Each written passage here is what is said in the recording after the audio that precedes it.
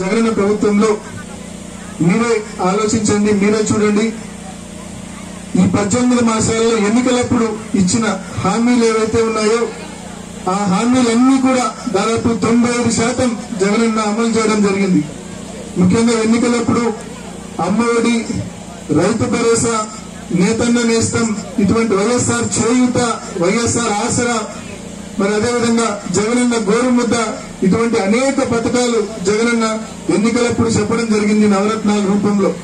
మరి ఎన్నికలు అయిపోయినాక కేవలం 18 మాసాలు. సహజంగా మనం ఎన్నో పార్టీలను, ఎన్నో ప్రభుత్వాలను చూసింటాం, ఎంతో మంది ముఖ్యమంత్రులను చూసింటాం.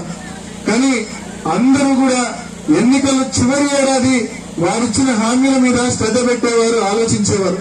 కానీ మన జగనన్న మాత్రం ఆయన ప్రమాణ స్వీకారం చేసిన మరుక్షణం నుంచే నేను ఇచ్చిన హామీలు ఎలా అమలు చేయాలని చెప్పి ఆలోచన చేయడమే కాదు, కార్యరూపం కూడా చేసి చూపించారు. కేవలం 18 మాసాల్లో ఇచ్చిన హామీలన్నీ కూడా అమలు చేశారు.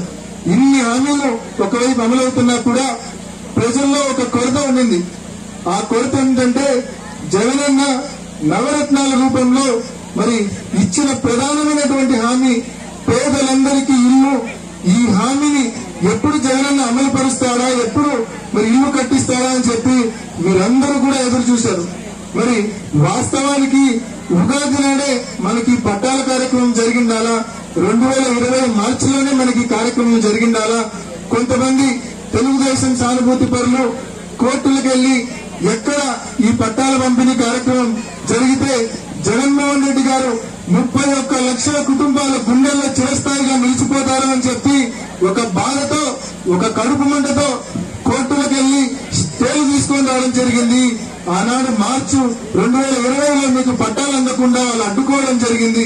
కానీ ఏది ఏమైనా కూడా అడ్డుకోనైతే కొన్నాళ్ల పాటు టెంపరీగా అడ్డుకున్నారు. కానీ ఇవాళ మీ అందరికీ ఒక పండుగ కార్యక్రమంగా మన జగనన్న ప్రభుత్వం ఇళ్ల పట్టాలు ఇచ్చే ఏర్పాటు చేస్తా ఉంది.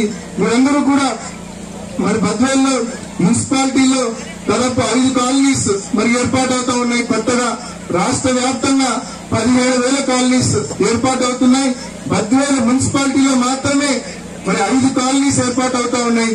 గుంతపల్లి, అదేవిధంగా చెన్నంపల్లి, అదేవిధంగా మరకలవారిపల్లి, ఇక్కడ మనం వల్లెలవారిపల్లి, అదేవిధంగా ఇంకొక బాకరాపేట కోర్టులో స్టే తీసుకొచ్చినారంటే ఎవరు. కాబట్టి 5 కొత్త కాలనీస్ మనకు బద్వేల్లో రాబోతా ఉన్నాయి.